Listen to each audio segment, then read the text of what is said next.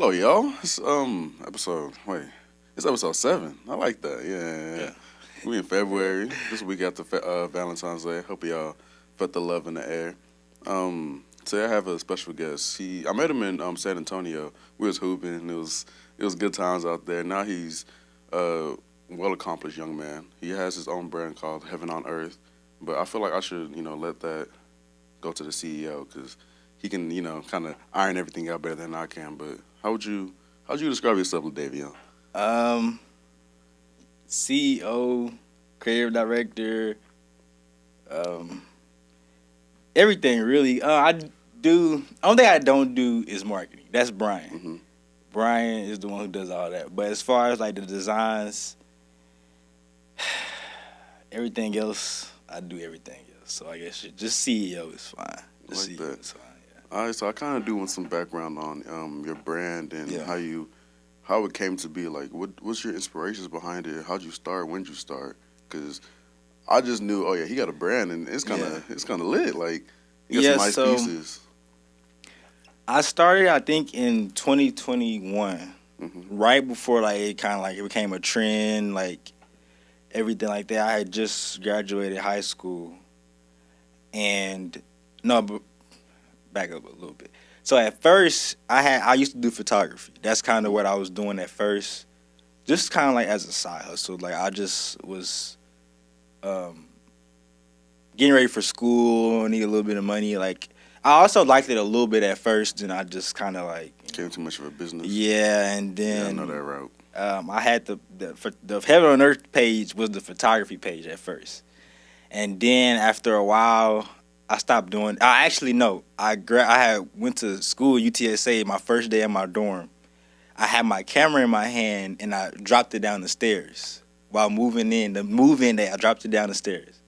So that's the kind of when I had stopped that whole thing because I didn't want to buy a new camera. Like I think I had spent like $1,400 on the camera and I broke it or whatever.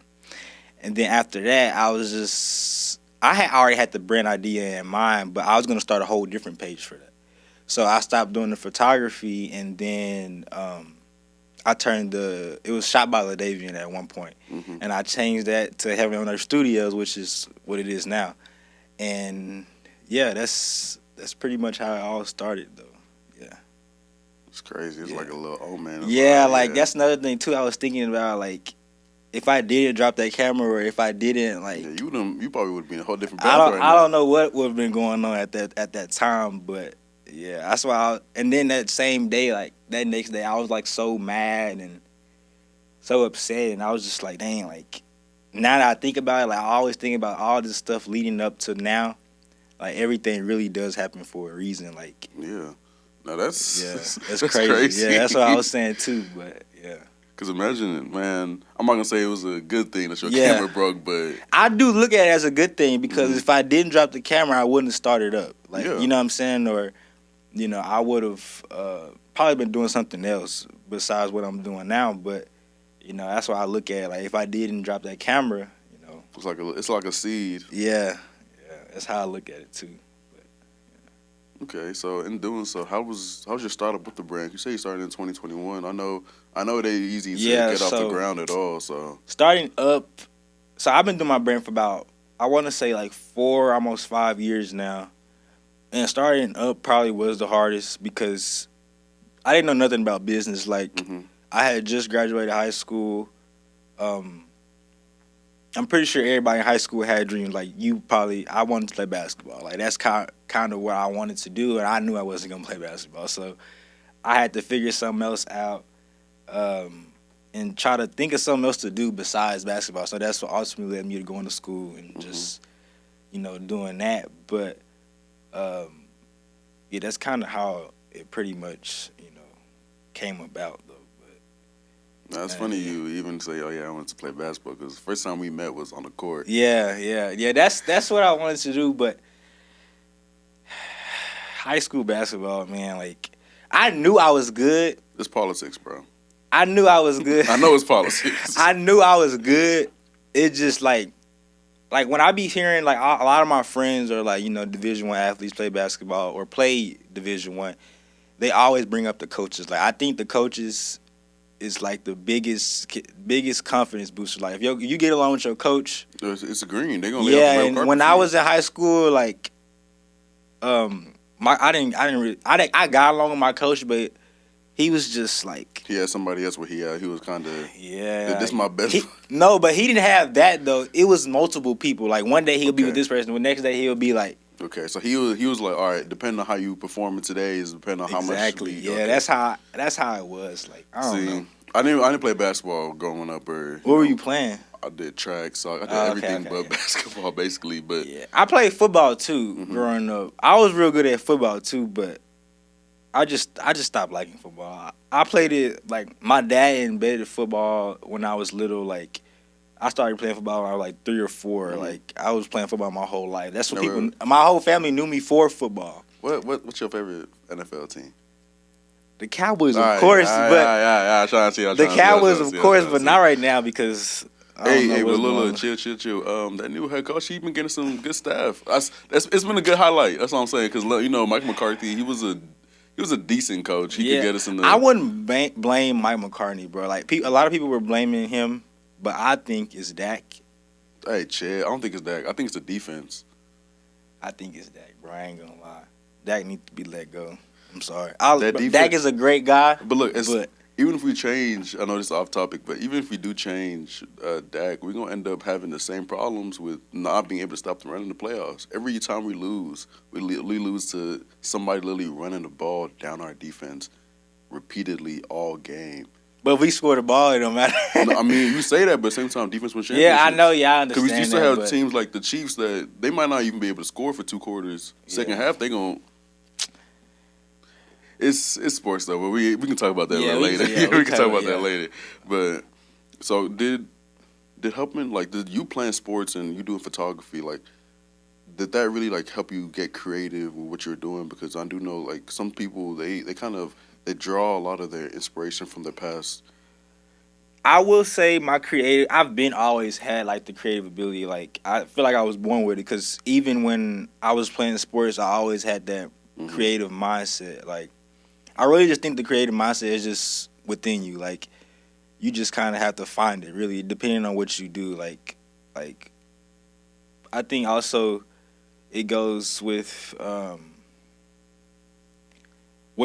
you're around, what you do when people you're around with. I guess when I was growing up, that's all I used to do was draw and create stuff in general. I always had I always had that mindset. So that's kind of what made me ultimately start creating a brand was because I knew I had some type of creative ability and I just wanted to express it a little bit. That's where it kind of came from, though.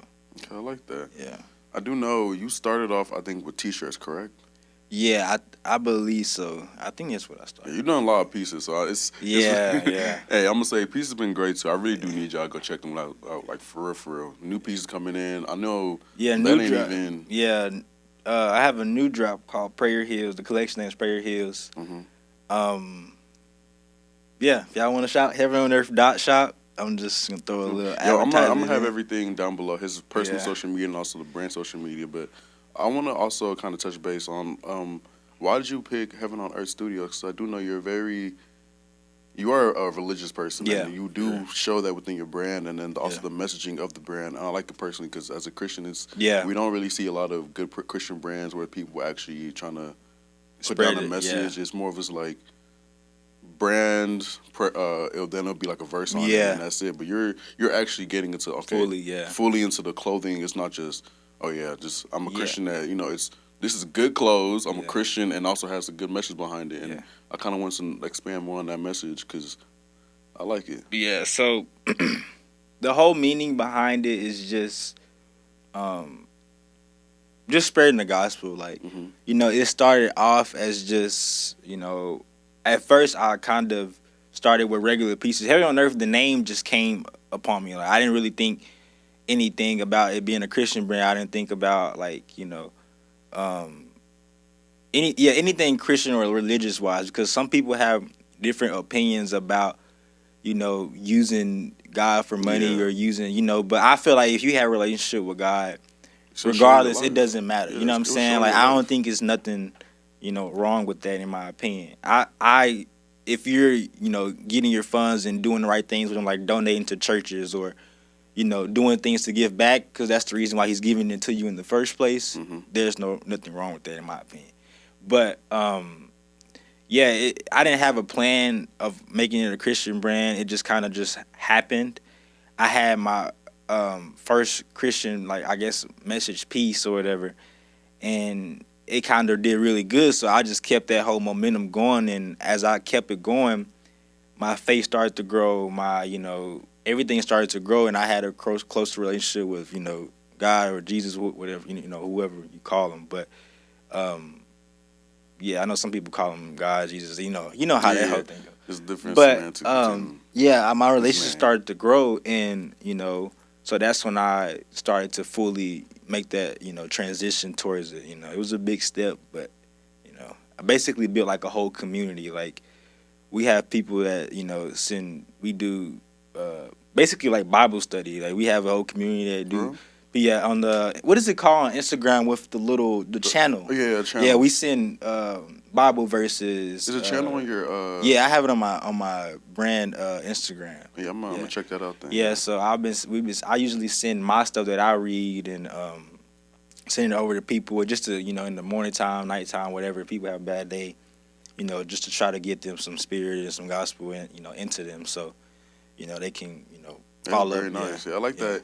Not only do you have your community of, you know, the fashion and everything like that, but you also have your community within the church. Yeah. You kind of find a way to overlap those two and spread the gospel yourself. Yeah, it's pretty hard because, I mean, like, I try to put my clothes with the message, but at the same time make it streetwear, because that's what I like to wear too. So I like to wear, you know, stuff like that. But some people forget that it is a Christian brand at some point in time, and I'll have, you know, customers cussing me out or like stuff like that. So yeah, bro, like it's crazy brand. Because, like, you know, as a brand owner, like, yeah, some things go wrong, you can't really control like it. Yeah, stuff that's out of my control, like, you know, like, let's say your package getting sent back because they didn't put the apartment address or something like that, and they get mad at me because I'm like, oh, I needed this for so. Yeah, like, that's I can't control it. And you're the one putting the address on there, like, I'm not putting your address. I just know this is a little side track. I had a recent order where he put the wrong zip code. Yeah. So it was bouncing around different places from week to week. It finally did get there,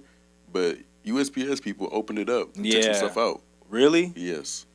So it's like, and then you don't know certain things you really just can't control. Yeah, like, you can't really. I don't know. You probably just. Me personally, I probably give them store credit, but I mean, I wouldn't even know what to do in that situation because, like, literally, like for business owners, like clothing brand owners, like, once you ship it legally, it's out of your hands. Out of your hands. Yeah, you can't really. But you know, kind of reimbursing them, whatever, is just out the kindness of your heart. But and it also helps them kind of have a better connection with you and the brand as well. Yeah, but that's the best thing to do. But legally, if we were wanting to be like, that's how the corporations use. It's like, hey, we did our part. Yeah. You can't. You gotta shoot the messenger. Yeah. It's crazy, but sidetrack. You said that doing your brand and also having the Christian message, it wasn't the original forethought. It was more of like something that happened along the way. So did your brand also help you get closer to God, or would you say your relationship was already good and it kind of just helped you, like, more have like a deeper foundation within it? I will say, honestly, both. Like, because I will say once I started making primarily more like Christian clothes, whatever, I will say because I had to use messages. Like, I primarily use everything with message, and I couldn't find those messages without reading the Bible, reading about, you know. So I couldn't. I will say it made me closer. But when I was growing up, like, church was embedded in me. My granny, mainly my granny was the one who was kind of more like, you know, pushing that religion, whatever.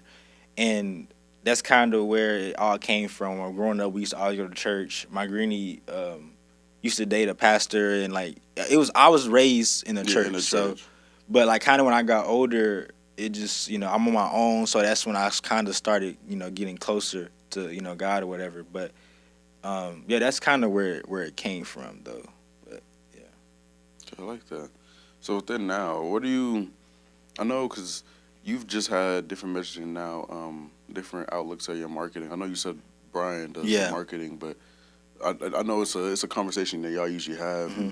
So like, where do you see the brand going when it comes down to the marketing and the exposure? Because I have seen you being able to put clothes from college students all the way now to professional athletes and even other influencers and people doing the same thing, and also getting recognition from people within the same fashion community, whether they're Christian brands or not, but still acknowledging your clothes like, yeah, this is a good fabric, this is good pieces. So it's like, now where do you see yourself going within this growth, and like what's the shift within this new collection?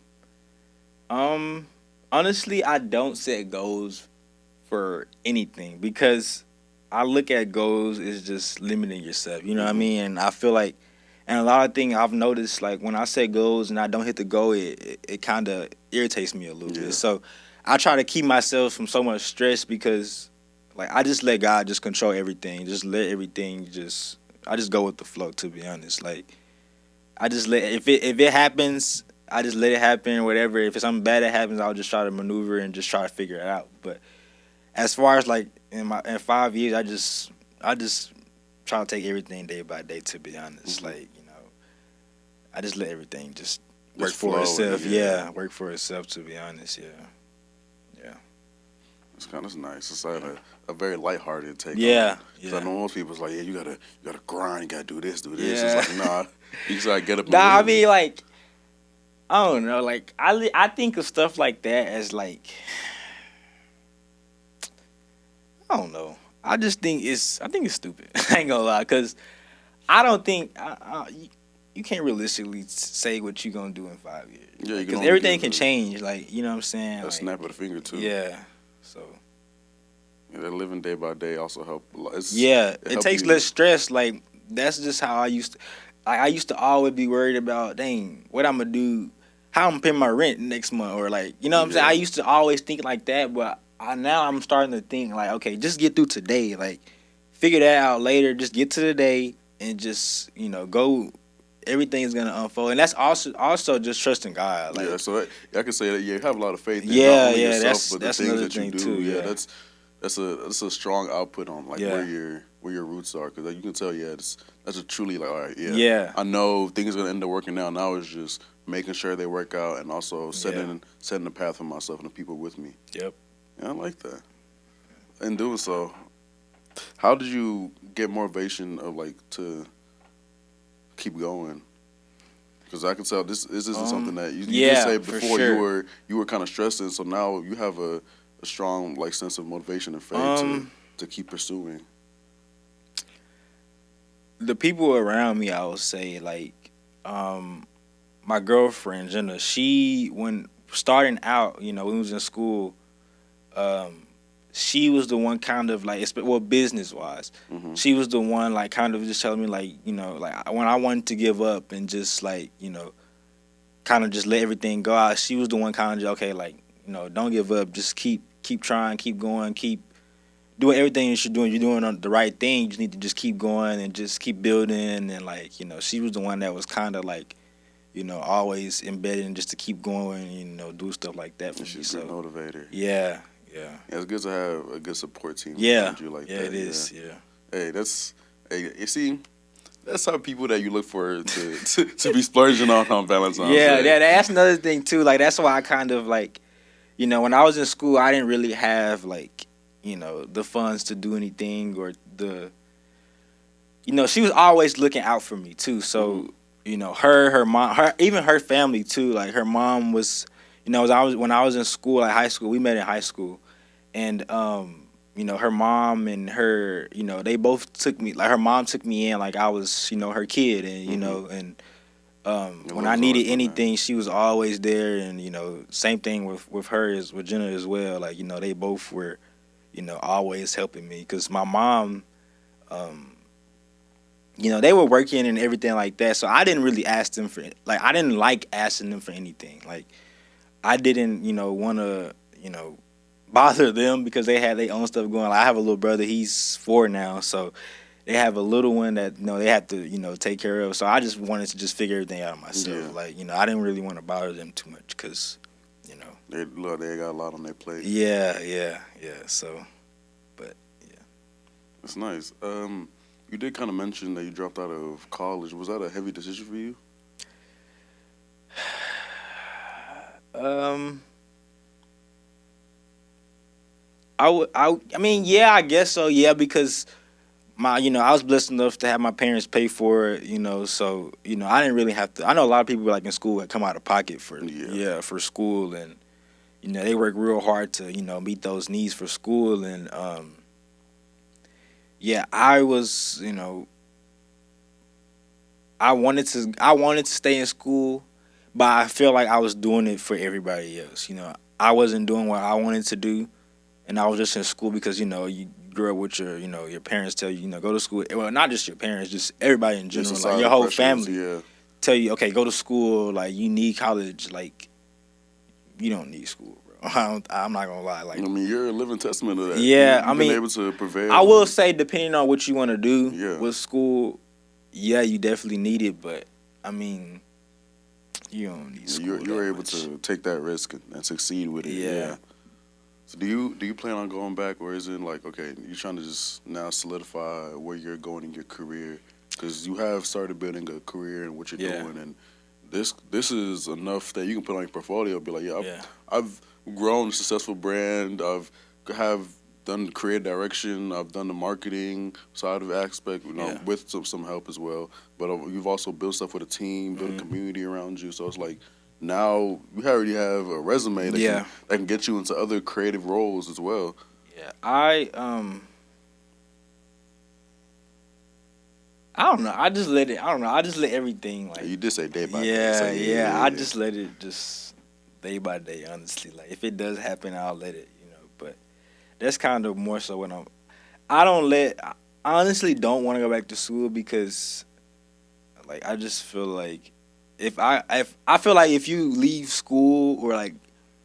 Like it's for a reason, like, you know what I'm saying? Yeah. Like, and then also like once you get out of school, like it's hard to like go back and catch up. Basically, like that whole process is just a lot. And I tried to, but it just didn't unfold for me. So you've done success in different fields, so you don't need to go to the little corporate blue collar. You building your own empire. And that's another thing too. Like I just knew like I just didn't like working for anybody. Like before I went to school, I think I had like 4 jobs before going to college. You was hustling. And I walked out on all of them. Like I just didn't like anything about it. Like I just felt like it was just a trap. Like the constraint of the hours. Like I was working at Big Lots. I think I was like, you know what Big Lots is, right? Shout out Big Lots. I was working at shout out Big Lots because they motivate me not to work. But I was working at Big Lots, bro. I was working like it wasn't even a night. Well, I guess you can consider it a night shift, but I was working I was like 17, 17. I want 17, 18, whatever. I don't remember. But I was waking up like 3. I was waking up at like 4 a.m. going to Big Lots. I didn't even have a car at the time. My girlfriend used to take me. She used to wake up at 3 o'clock in the morning to take me to Big Lots when I had my shift. My shift was at like 4 or 5 a.m. and I would work from like 5 a.m. to like 12 a.m. And I was going. She would drop me off at work, and it would be so dark outside, and I'm like, bro, like. I used to just hate doing it. And then like I used to be in the back with the trucks. So they low key scammed me on my application too. Cause I was supposed to be like a cashier or something, like chill. Yeah, they had you as a warehouse. Man, they had me in the back unloading trucks, bro. Like I was so like every day I was so mad because like bro, like, and I would tell like the guy, I'm like, okay, when I'm gonna be a cashier, like. He goes, next week. Nah, man, he was, bro. Like he was making me, bro. That's why I ended up just quitting and just. But he also thought he was slick too. I don't even remember the manager's name, but what he would do was I would work in the back with the trucks, like from like 5 a.m. or like when I got there 5 a.m. to like 10 or 11 a.m. and that I used to get off at 12. Yeah. In that 1 hour, I'll be on the register for that 1 hour, and then I'll go home. So he was trying to like, Yeah, trying to. Oh, you still getting cash? yeah. I'm like, Right. man, I was feeling like I just got tired of it. I think I just walked out that one day. Yeah, And he's giving you a runaround. That's it. and then yeah.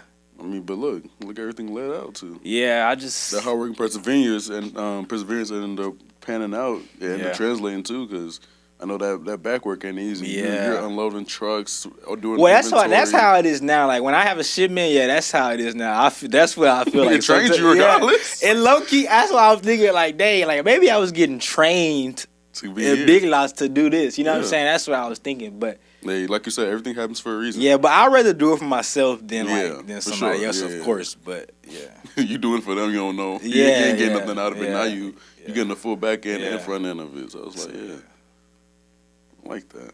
Also, I want to say I am very excited for what you have coming out. yeah. Because I wasn't able to get anything last drop. I sold out the piece that I want. I wanted the lime green top and bottom. Oh yeah. Yeah, That was so like like- my one.